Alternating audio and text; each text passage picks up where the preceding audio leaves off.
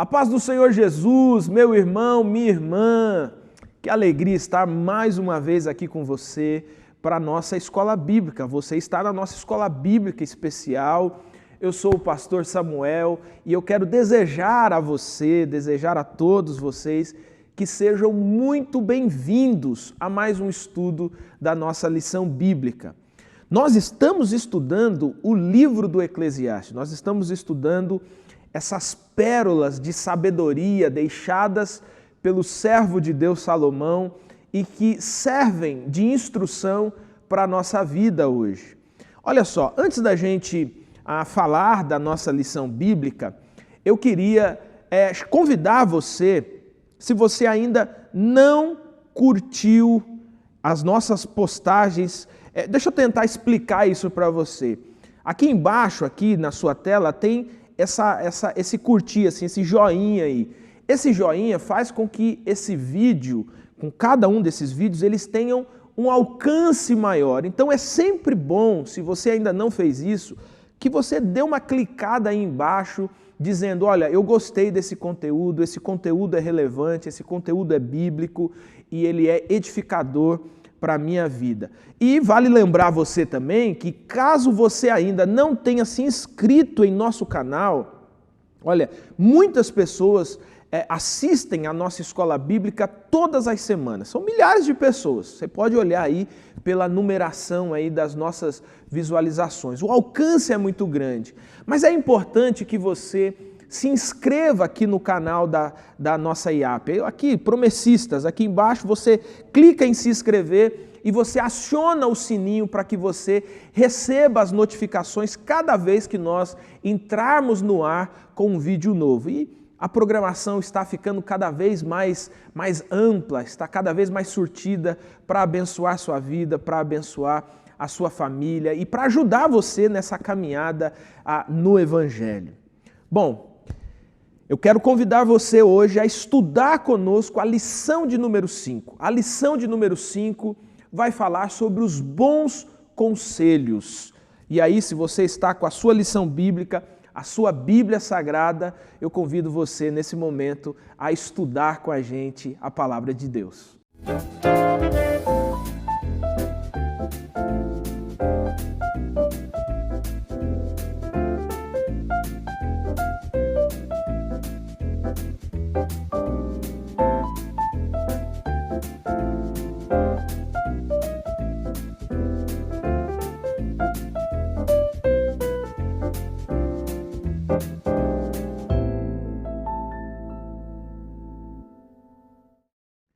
Se conselhos fossem bons, não eram dados, eles eram vendidos.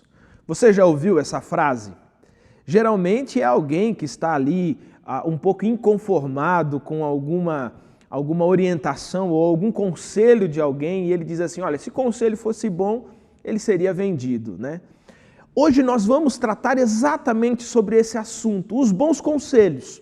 Nós estamos aqui no capítulo 5 do livro do Eclesiastes e o nosso objetivo nessa lição bíblica é a gente compreender que o que vale, o que dá significado, o que orienta a nossa vida, a nossa existência, são os conselhos que vêm de Deus, são os conselhos da palavra de Deus. E dessa forma, seguindo esses conselhos, não só a gente alcança o significado, como nós podemos também usufruir melhor da nossa vida. Preste atenção. De fato, muitas pessoas dão muitos conselhos.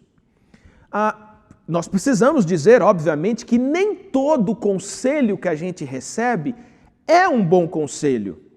Mas caminhar a vida sem receber conselhos ou sem interagir com pessoas no sentido de nós termos outras visões a respeito das decisões que estamos tomando, também não é uma decisão sábia.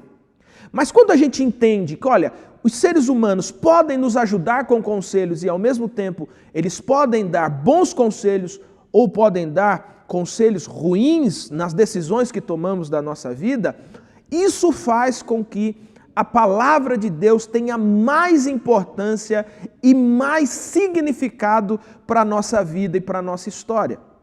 Porque nós não queremos seguir péssimos conselhos, nós não queremos seguir conselhos ruins, nós queremos seguir os bons conselhos. E aí, nesse sentido, não há outro lugar aonde possamos encontrar esses bons conselhos senão na palavra de Deus, senão na Escritura Sagrada.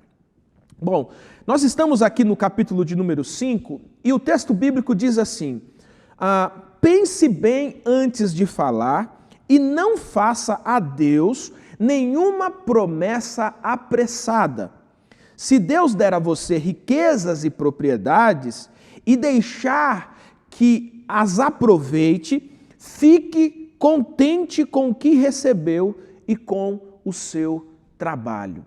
Aqui no capítulo 5, Salomão vai instruir de diversas formas como a gente lidar com a fala, com a compreensão, com os conselhos, como que nós podemos nos orientar dessa forma. Então, essa lição bíblica, ela nos traz alguns desses conselhos e é isso que nós vamos estudar nessa manhã. Por isso, eu quero apresentar para você o pastor Kennedy, que está conosco aqui nessa manhã, nessa escola bíblica, melhor dizendo, né? Para quem está assistindo no sábado é amanhã, mas para quem está assistindo na quarta-feira é à noite.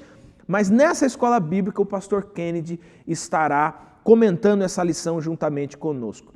Pastor Kennedy, seja muito bem-vindo mais uma vez e que esse nosso momento aqui seja um momento abençoador para a nossa vida e também para a vida de todos os que estão nos assistindo. Amém, pastor Samuel. É um prazer estar aqui, é um prazer estar novamente com os irmãos. Eu quero também dar as boas-vindas a você que está em casa, que esse possa ser um momento proveitoso e que nós possamos aqui, diante da palavra de Deus, aprender mais desse Deus que se manifesta de forma tão maravilhosa em nossa vida, até mesmo nos conselhos, nos aconselhando. Esse é um assunto muito importante, principalmente para o tempo onde nossa geração vive sobre tamanha influência, né? Hoje temos os youtubers, os influencers, então é importante nós nos voltarmos para o fato de que Deus, a palavra de Deus, tem bons conselhos a nos dar. Amém, amém. Bom, a nossa lição bíblica dividiu esses dois conselhos em duas partes. A primeira falando sobre não se apressar e a segunda parte falando sobre não se apegar. Então, são duas divisões que nós temos, você tem aí no comentário da sua lição bíblica, duas divisões para esse assunto a respeito dos conselhos que nós estamos aqui estudando. Pastor Kennedy, eu queria já ir diretamente aqui na nossa primeira questão. Você estava falando aí sobre a questão dos muitos influenciadores que existem hoje, né? Os chamados influencers, né? Que são pessoas que influenciam no tipo de roupa que as pessoas usam, compram, nos objetos que são comprados, na tecnologia que é utilizada, e não podemos negar que também há muitos desses influencers, né? Desses influenciadores influenciando as ideias das pessoas, né? Porém, uma das características que a gente observa muito também nesse meio de influenciamento que existe hoje é o muito falar, né? Fala-se muito, né? As pessoas querem dar opinião sobre todas as coisas, as pessoas querem dar opinião sobre fatos que às vezes não fazem nem parte do seu conhecimento e porque está na internet, porque são influencers, influencers, né, acabam influenciando a vida de outras pessoas. Qual é e aí, vindo aqui para a nossa primeira pergunta, que vai falar sobre não se apressar, qual a emoção mais presente na vida de quem está no lugar onde Deus é adorado, né? E aqui, já no primeiro contexto aqui da nossa lição, vai falar exatamente sobre isso, sobre o muito falar, sobre o se apressar em algumas coisas, como tem sido bastante característico nessa nossa geração também. Uhum. É interessante, se a gente segue aqui a ordem do Eclesiastes, né, nós vemos que os primeiros 4 capítulos parece que há uma mensagem pesada, meio depressiva, meio para baixo, né, de Salomão, E aqui no capítulo 5 ele parece que dá uma pausa, dá um hiato, ele dá uma respirada e aí ele vai falar a respeito da adoração, do culto ao Senhor, né? E é interessante porque que ele está falando disso e o que isso tem a ver com bons conselhos, né? A gente tem até uma referência de leitura aí, o Salmo 84, que eu gostaria de ler, do verso 1 ao verso 4, né? Salmo de Corá, que diz assim: Quão amáveis são os teus tabernáculos, Senhor dos exércitos. A minha alma suspira e desfalece pelos átrios do Senhor. O meu coração e a minha carne exultam pelo Deus vivo. O pardal encontrou casa e a andorinha ninho para si, onde acolhe os seus filhotes, eu os teus altares, Senhor dos exércitos, Rei meu e Deus meu. Bem-aventurados que habitam em tua casa, louvam-te perpetuamente. O interessante aqui, pastor Samuel, é que esse salmo provavelmente feito por um coratita, né, que era um daqueles clãs que serviam ao Senhor ali no tabernáculo. E o que é interessante, quando Salomão fala sobre bons conselhos e ele traz a ideia da adoração, é porque era exatamente no ambiente de culto, de adoração, no ambiente do templo, onde a palavra era lida para o povo, né? Um povo que tinha pouco acesso à escritura, então nós temos ali os levitas, os sacerdotes, que liam a palavra naquelas festas que Deus havia determinado para o povo, né? E nessa leitura, no momento do culto, no momento da adoração, é onde você tem ali a palavra de Deus com o seu bom conselho. Então, Salomão, eu creio que ele está olhando para esse cenário e ele está, primeiro, o grande conselho dele, né? Esteja no culto onde você vai ouvir bons conselhos. E quando você estiver no culto, qual é a emoção que domina o adorador no culto? É uma alegria extrema. Aqui o salmista ele fala dessa alegria. Quão amáveis são os teus tabernáculos, Senhor dos exércitos, a minha alma suspira e desfalece pelos átrios do Senhor. Há uma ideia aqui, olha, eu quase que me pego desmaiando de ansiedade para estar nos átrios do Senhor, né? E aí alguns comentaristas vão dizer que o verso 3, aqui quando ele fala do pardal e da andorinha, que constroem os seus ninhos, as suas casas no templo do Senhor, no tabernáculo, alguns comentaristas vão dizer que é como que se o salmista ele invejasse, né? Olha, os pardais podem estar na casa do Senhor constantemente. E olha para cima e vê que eles estão ali o tempo todo, né? A vida deles está ali, né? Constrói os seus ninhos, cria os seus filhotes ali. Então, a emoção que domina o coração de quem está diante de Deus, de quem adora o Senhor, é a alegria, uma alegria extraordinária, né? Porque o adorador sabe que dali, diante do Senhor, da adoração, ele ouvirá a palavra do Senhor, e o coração dele se enche de alegria. Então eu creio, pastor, que para que nós tenhamos ouvidos atentos a bons conselhos, precisamos também ter um coração cheio de alegria, né? Um coração cheio de alegria tem uma recepção maior aos bons conselhos, à palavra de Deus. Então a emoção que toma conta é uma alegria, uma boa ansiedade por estar diante de Deus, por louvar a Deus, por se voltar para Deus, por adorar a Deus e ouvir de Deus aquilo que o próprio Deus tem a nos orientar, a nos falar. Eu estava ouvindo aqui você falar e uma das características mais interessantes, assim, uma das características mais não, mas é interessante dos estudiosos de culto é que uma das ideias mais presentes numa celebração, uma das ideias mais presentes no culto é a ideia é chamado de momentum, né? Que é aquela ideia de ser surpreendido por aquilo que é sobrenatural, né? Se a gente pensar, por exemplo, na ideia do culto, o culto é algo comum para a gente, né? Então, ele tem uma ordem, ele tem uma sequência de coisas, então você tem uma abertura, você tem uma oração, você tem músicas que são cantadas, você tem pregação, você tem oração, você tem oferta. Então, aquilo que compõe os elementos de um culto cristão é algo comum para a gente. O que não é comum para a gente? O que é extraordinário para a gente? É quando há esse encontro. A nossa humanidade, a divindade de Deus, né, essa presença divina, sobrenatural de Deus, ela se encontra com a nossa humanidade. Aí a música que a gente canta não é mais só uma música, é um lugar de encontro com Deus, né? É um lugar onde Deus é percebido, onde Deus é sentido, onde Deus... os nossos sentidos são aguçados para essa presença de Deus, né?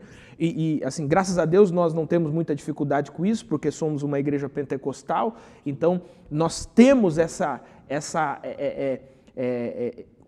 expectativa, seria a palavra. Nós temos essa expectativa com o culto, né? Nós vamos para o culto, para um encontro, nós temos um encontro com os nossos irmãos, mas nesse encontro nós somos surpreendidos por uma presença poderosa de Deus, seja na pregação, seja numa música cantada, seja na transformação de uma vida que está ali em desespero e é tocada de uma maneira sobrenatural, né? Sim, eu voltando aqui para o Eclesiastes, fazendo uma visão mais ampla, eu creio que o que Salomão está aqui percebendo é exatamente isso. Ele vem falando de uma vida debaixo do sol, que é vapor, que nada é muito sólido, né? Então é aquela mensagem meio pesada, mas aqui parece que Salomão tem exatamente essa percepção, que nesse encontro, e eu creio que a gente pode fazer aquela conexão do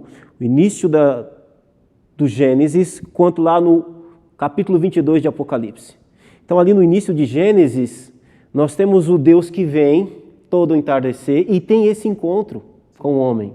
E onde há esse momento, essa alegria, né? Ali o texto ele passa essa alegria do encontro do homem com o Senhor. E nós vamos ver lá em Apocalipse capítulo 22 a mesma alegria, lá uma promessa de que não haverá tabernáculo, porque o próprio Senhor estará no meio dela. Estará no meio de vocês. Então, no meio desse caminho, enquanto estamos aqui nessa vida debaixo do sol, há um momento onde esse encontro é possível, onde essa alegria ela é possível, né? Então é um momento quando nós estamos diante, como diz o salmista, né, no átrio do Senhor, nos teus tabernáculos, né? Um momento de culto, de adoração, nós temos esse encontro com esse Deus que vem e se manifesta de forma soberana, alegre, e nós ficamos então cheios de alegria por esse encontro maravilhoso. Legal.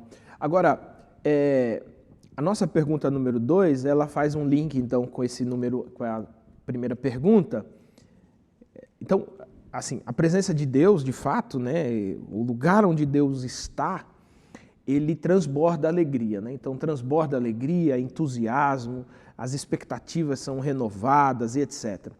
Agora, em meio a esse local, em meio a esse lugar, sob uma forte emoção, alguém pode dizer o que não convém na hora do culto, na hora da celebração, pastor Kenny? Segundo Salomão, sim, né? Segundo Salomão, sim, porque ele vai falar sobre isso, né? Guarde o teu pé quando entrares na casa de Deus. Chegar-se para ouvir é melhor do que oferecer sacrifício de tolos, pois não sabem que fazem mal. Talvez esteja aqui, diante de Salomão, há um paralelo com os cultos pagãos que ele via na sua época, né? Um culto cheio de histeria, um culto sem ordem, um culto muitas vezes regrado à prostituição, um culto regrado sem nenhum temor, porque era feito às divindades, aos deuses. Enfim, Salomão então ele chega e ele diz, olha, guarda o teu pé. Eu creio que seja a mesma expressão que Deus diz para Moisés quando Moisés se aproxima. Sim. Né? Tira a sandália dos teus pés, porque o lugar que você pisa é terra santa. Ou seja, é santo porque o Senhor está presente. O Senhor está lá. Né? O Senhor está, então esse lugar é santo, então precisa haver reverência. Precisa haver temor. Apesar de um coração estar cheio de alegria, Nós precisamos ter domínio sobre a alegria, né? Nós precisamos entender que o Senhor é santo. Nós precisamos entender que o Deus a quem estamos diante dele em adoração é o Deus de Isaías 6.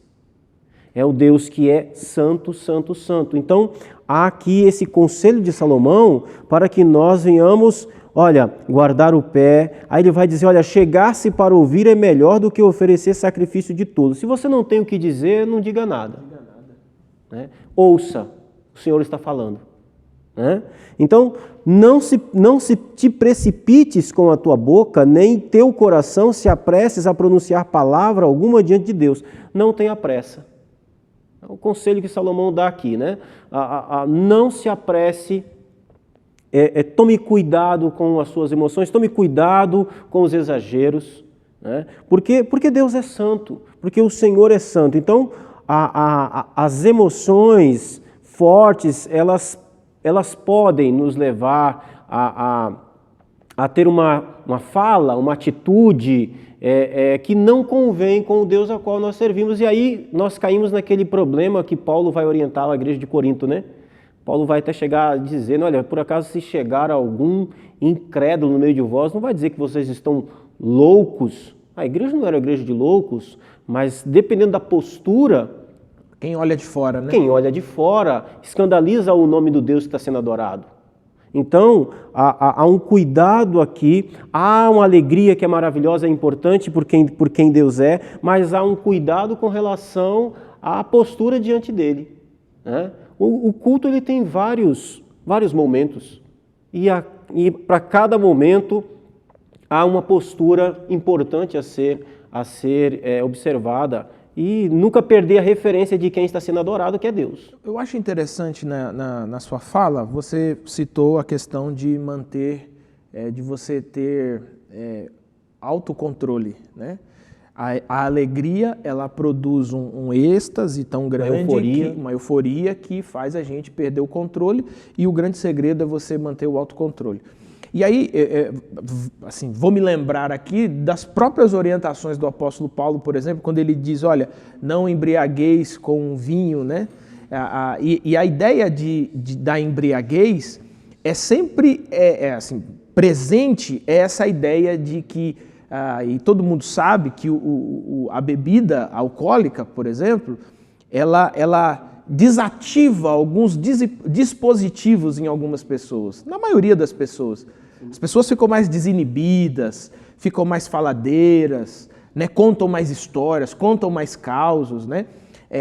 Aquele famoso, tem a minha mãe usava uma expressão que ela dizia assim, o famoso chá de simancol, né? Uhum. Então, a pessoa, depois que ela toma algumas doses ali, ela perde esse simancol, ela fica uma pessoa inconveniente, às vezes até, porque ela fica solta, né? Esses dispositivos de resguardo, de segurança, até de convívio social, né? A gente não diz tudo o que quer e etc., sim. Eles acabam sendo desativados. E é interessante porque parece que a ideia do apóstolo Paulo é justamente essa, você precisa ter autocontrole sobre as situações, você precisa ter autocontrole sobre as realidades. O próprio apóstolo Paulo, lá em 1 Coríntios, ele vai dizer que há um controle daquele que está sendo usado pelo Espírito, há um controle, né? Então, assim, não é essa coisa destrambelhada, há um controle segundo o que afirma o apóstolo Paulo. E eu acho que isso tem a ver com essa preocupação, né? O êxtase, às vezes, pode ser tão grande, e para quem conhece, para quem já estudou um pouco da história do pentecostalismo no mundo, né? Então, o surgimento do pentecostalismo, se percebe claramente que ali, naquele início, muitos desses exageros aconteceram, né? Porque a ênfase no êxtase, a ênfase na alegria que está sendo vivenciada ali, acabou tirando esse autocontrole, né? E eu creio que essa é uma preocupação tanto eu acho, lógico, mais de Paulo, porque Paulo está vivendo nesse contexto, porque acaba tirando o ênfase do culto ao Senhor. O culto, ele vira o culto ao dom, ou seja, perdeu-se o foco do culto. O culto é ao Senhor. A alegria é importante, a ação do Espírito Santo no culto é importantíssima. Paulo não despreza isso, né, de modo algum, mas ele diz, olha, precisa haver equilíbrio, precisa haver controle. Ali na carta aos Coríntios ele fala muito sobre isso, porque eles haviam, por causa da alegria do dom, eles haviam perdido totalmente esse limite, esse controle, né? E é estranho para Paulo, porque Paulo tem a ideia de que, usando o texto que ele fala sobre a embriaguez, a ideia ali também que eu entendo é que assim como o vinho domina aquele que está cheio dele, o crente precisa ser dominado pelo Espírito. E um crente dominado pelo Espírito, há um total equilíbrio. Né? Há um total equilíbrio na sua adoração, no modo como ele louva a Deus, adora a Deus, naquilo que ele fala, há sempre muito temor. Uma coisa que eu acho que Salomão quer trazer aqui é o temor ao culto a Deus, temor a Deus durante o culto. O nosso Deus, o Deus de Israel, não é como os outros deuses.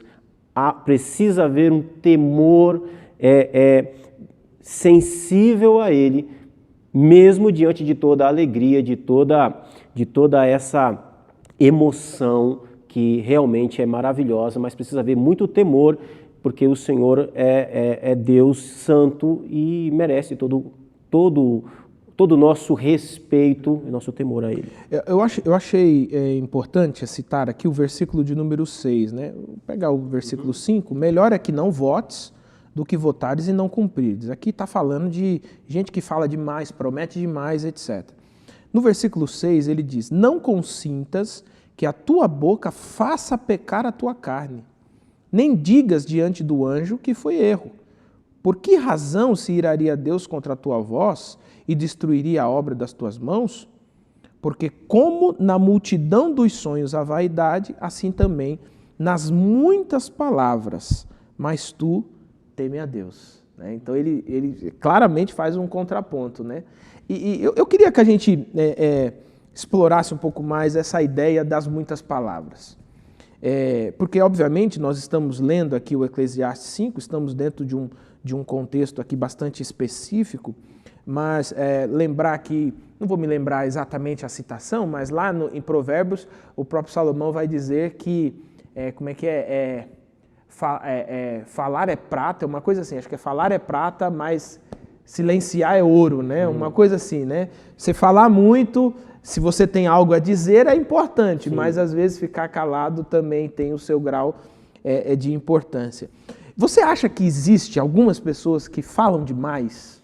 Falar demais, e eu olhando para o texto que você leu em Eclesiastes, eu acho que tem a ver com falta de planejamento, com quem não pensou. Eu acho que Salomão está falando disso. Você veio ao culto a Deus, esse culto é impensado, não foi planejado, você não sabe muito bem o que você está fazendo ali, e aí você fala qualquer coisa. Aí você tem qualquer tipo de postura. Né? Então eu creio que ele está dizendo, olha, se não tem o que dizer, não diga nada. Né? Então, fazendo uma aplicação prática para nós precisamos planejar o nosso culto. Mas nós terceirizamos isso. Quem precisa planejar o culto é o pastor, é a direção da igreja. Não, mas nós precisamos planejar o nosso culto, nós precisamos saber como nós vamos diante de Deus. Então assim, respondendo a pergunta, pastor, eu creio que quem fala demais fala porque realmente não pensou, não domina bem o que está falando, não se planejou para aquilo ali. Ou seja, o culto a Deus precisa ser planejado, precisa ser pensado. Não é um passeio no shopping. O culto ao Senhor não é um entretenimento, não é uma ida ao teatro. É uma participação pessoal. Então eu preciso saber o que eu vou dizer, porque se eu não souber o que eu vou dizer, como eu estarei ali, então vai acontecer exatamente isso. Muitas palavras que no fim vai fazer você pecar contra Deus. Né? E ele faz uma pergunta, né? Por que o Senhor se iraria contra você? Ou seja, Deus não vai ficar irado de forma injustificada. Se Deus fica irado com você, é porque houve uma justificativa. Houve um porquê. Então o problema não está em Deus, está em você. Sim. Bom, esse foi o primeiro tópico aqui, né, da nossa lição. Estamos falando nesse primeiro tópico sobre assim, não se apressar em dizer, em falar demais. Às vezes eu vejo muito isso, assim, algumas pessoas, por exemplo, nesse tempo que nós estamos vivendo, em que nós temos assim, frequentado muito cultos fúnebres, velórios, né? E às vezes a gente vê pessoas que estão aceleradas demais para dizer alguma coisa, né? Às vezes quando alguém pergunta assim para mim, ai pastor, aconteceu isso, o que eu falo? Eu digo, não fala nada, né? Não fala nada. Às vezes um abraço é mais significativo do que a gente tentar colocar palavras em situações em que as palavras não cabem, né? Em que as palavras não cabem. Então, que você também tenha esse cuidado de não se apressar em falar, de não se apressar em prometer, de não se apressar em dizer, em fazer algo que no final, como o pastor Kennedy bem disse aqui, acabará por fazer você pecar diante de Deus. Então, é preciso seguir esse conselho da palavra de Deus e não se apressar, né? Uma outra coisa também, pastor Kennedy, que eu queria deixar aqui nesse finalzinho desse tópico, é que algumas pessoas elas têm dificuldade de ouvir a voz de Deus, por exemplo, na oração, porque elas falam o tempo todo. Verdade. Né? E eu li certa vez que algumas pessoas que foram fazer uma espécie de retiro espiritual, e esse retiro espiritual estava baseado no silêncio. Então, as pessoas iam para um determinado local, e nesse determinado local, sem tecnologia, sem nada disso, elas dobravam seus joelhos, elas ficavam ali prostradas em total silêncio. E a narrativa era muito interessante, porque depois de alguns minutos, né, depois que você passa daquela fase do desconforto, você começa a fazer a reflexão da sua própria vida, da sua própria existência. Conta-se que algumas pessoas caíam em pranto, desesperadas, caíam em choro, mas ao final desse processo, elas levantavam aliviadas por terem ouvido a voz de Deus. Né? Às vezes algumas pessoas dizem assim, pastor, eu não consigo ouvir a voz de Deus. Será que não é porque você está precisando ficar um pouco em silêncio diante de Deus? Né? A gente fala muito, a gente promete muito, a gente pede muita coisa e a gente esquece de fazer essa peregrinação espiritual no silêncio, aonde a voz de Deus seja convictamente ouvida no nosso coração, e aí assim a gente toma as melhores decisões para a nossa vida. Bom, nós vamos para o nosso segundo tópico da nossa lição, mas antes do nosso segundo tópico, eu queria lembrar você já curtiu aqui essa nossa escola bíblica? Já curtiu esse vídeo aqui de hoje? Se você não curtiu ainda, dá um curtir aqui. Se você ainda não se inscreveu, inscreva-se aqui, acione o sininho. Se você ainda não compartilhou esse link com alguém, mande esse link para alguém, porque o nosso estudo, a nossa lição bíblica está muito especial no dia de hoje. Pastor Kennedy, a gente caminhando então para essa nossa segunda parte, e a segunda parte, melhor dizendo, vai falar sobre o não se apegar, né? Existem razões para não se apegar às coisas, né? Aqui nossa lição cita o texto de Eclesiastes 5:8-17, e ela pede para que a gente cite algumas razões para não se apegar às coisas. Queria que o senhor nos ajudasse nessa resposta aí.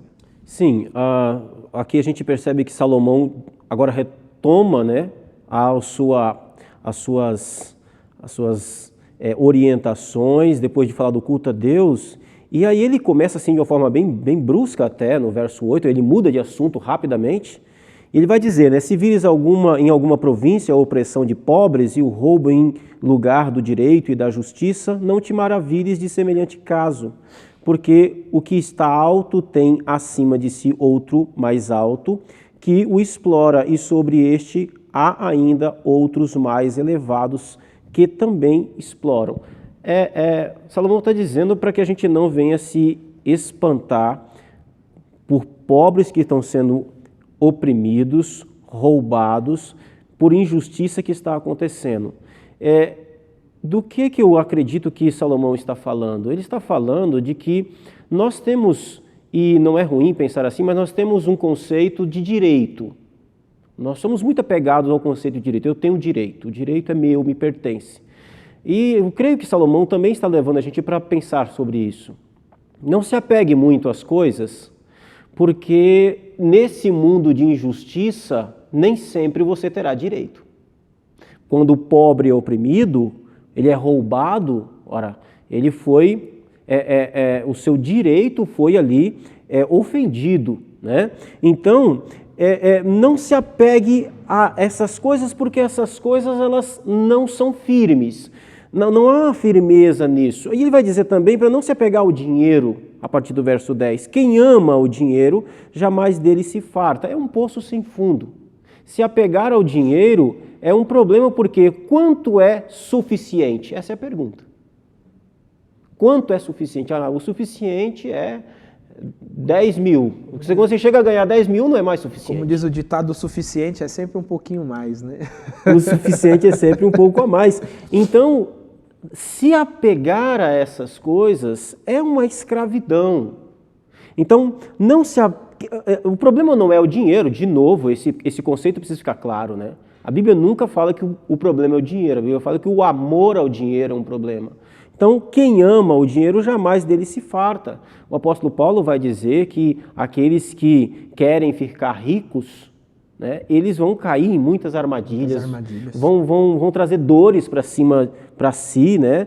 E Salomão vai nessa mesma linha, que onde os bens se multiplicam, também se multiplicam os que dele comem.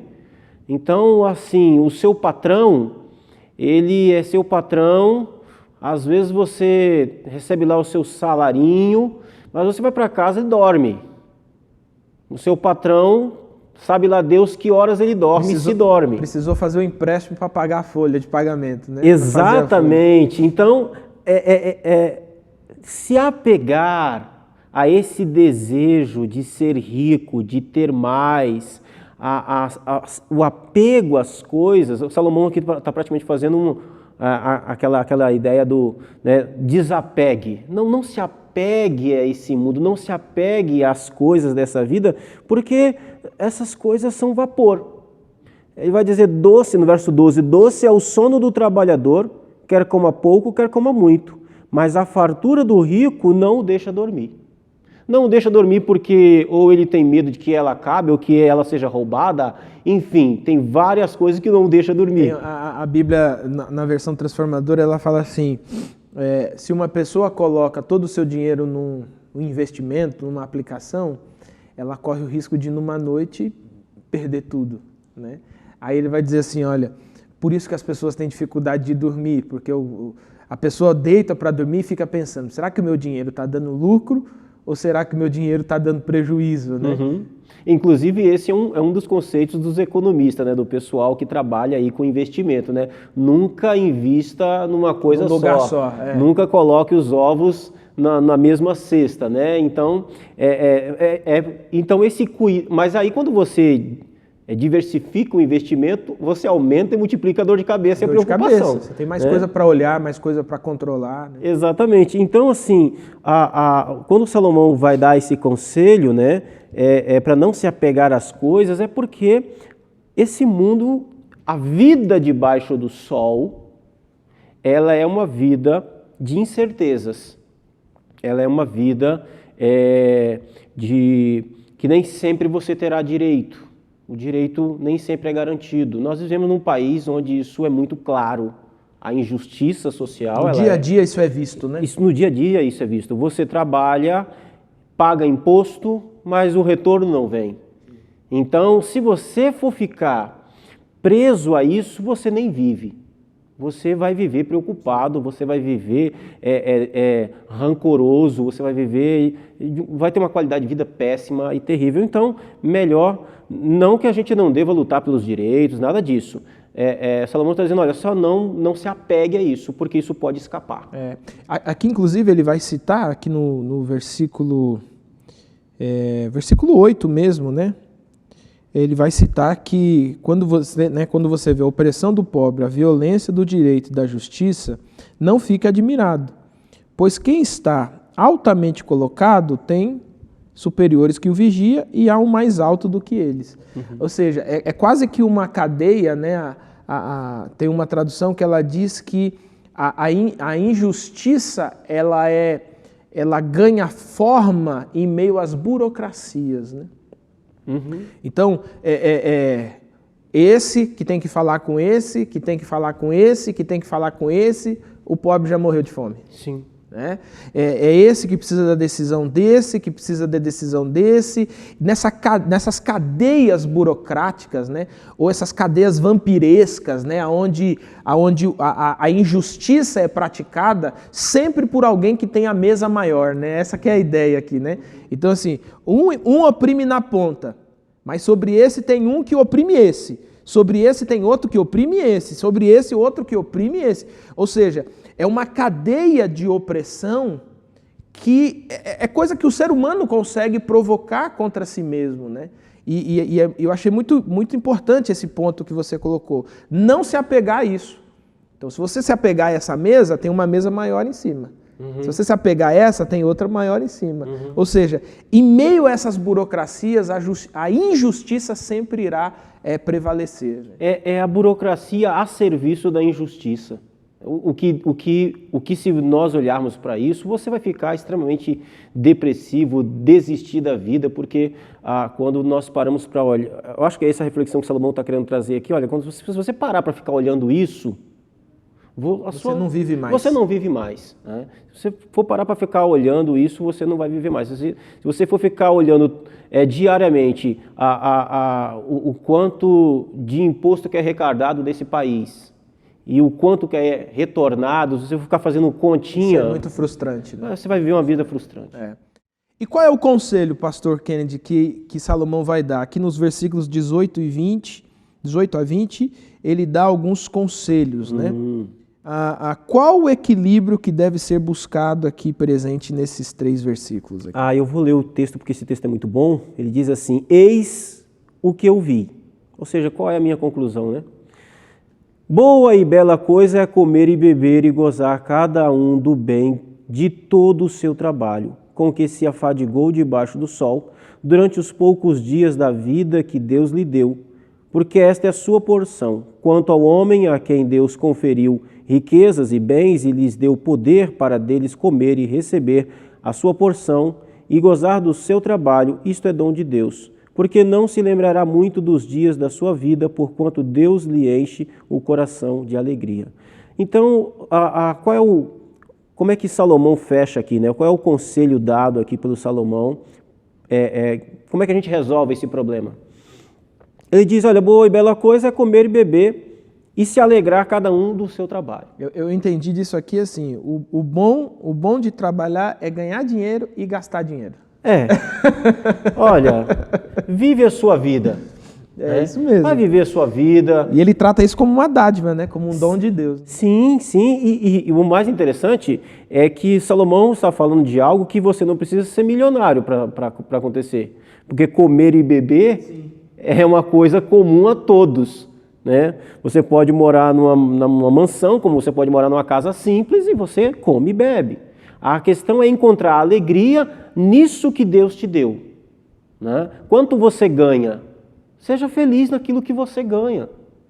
Porque o que Salomão está pegando aqui se você tentar ir além, você vai pagar um preço muito alto e não vai ter aquilo que você quer.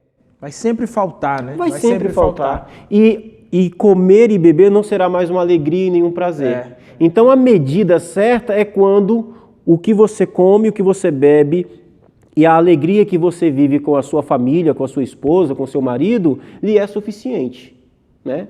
E quantas pessoas, né, que ganham dinheiro, trabalham muito, guardam dinheiro e não desfrutam, né? Não passeia, não leva a família para comer, não viaja, né? E aqui Salomão está dizendo que essa é uma alegria, né? Sim. É um presente. Olha, eu ganhei, eu trabalhei, do suor do meu trabalho, eu ganhei esse dinheiro aqui e agora eu preciso desfrutar desse dinheiro, né? Eu sempre costumo dizer assim que não importa quanto você ganha, não importa. Mas quando o seu dinheiro só serve para pagar as contas, né? Acho que é um conceito, né? Você não vive, você está sobrevivendo, Sim. né? Então não importa, assim, eu praticamente estou assim quase todos os meses, que você fica nessa coisa assim, tipo, esse mês é só a conta, só teve para pagar a conta. Mas quando você consegue desfrutar, por exemplo, de uma viagem, quando você consegue desfrutar de comprar algo que é diferente, assim, algo que você nunca comprou aquilo e num determinado mês você diz, nesse mês nós vamos gastar um pouquinho mais, nós vamos comprar isso aqui. E é importante, né, Pastor Kennedy, enxergar nessas coisas o presente de Deus, né? Enxergar nessas coisas a dádiva de Deus. Né? Eu creio que Salomão está fazendo uma distinção aqui de dois homens aqui nesse texto que nós lemos. Primeiro ele fala do homem que tem que comer e beber e gozar cada um do seu trabalho, o homem comum. Porque no verso 19 ele vai falar de um assunto mais específico, né? Quanto ao homem... É o que tem riqueza, né? O que é rico, né? O que é rico.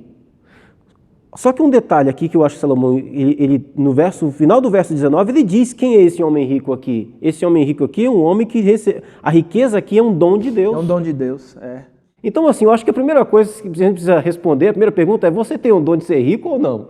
Se não tem, não tente ser. Por quê? Porque você vai gastar a sua vida tentando ser uma coisa da qual você nunca será. E aí você não desfrutará da vida. Deixa o rico ser rico e ele vai receber isso da parte de dom, é um dom, também é um presente, é uma capacidade que Deus dá, é o seu patrão, né? Quantas famílias são sustentadas? Eu tive um patrão que sustentava muitas famílias, né? Eu louvava a Deus pela vida daquele homem, era um homem rico e Deus o usava para sustentar a minha família. E assim, mas eu creio que Salomão está trazendo a gente para essa realidade, olha...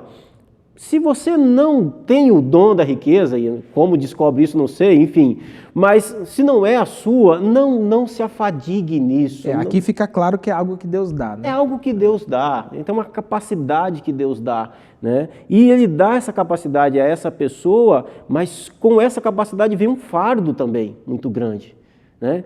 Então, e ele termina no verso 20, né? Porque não se lembrará muito dos dias da sua vida, porque Deus lhe enche o coração de alegria.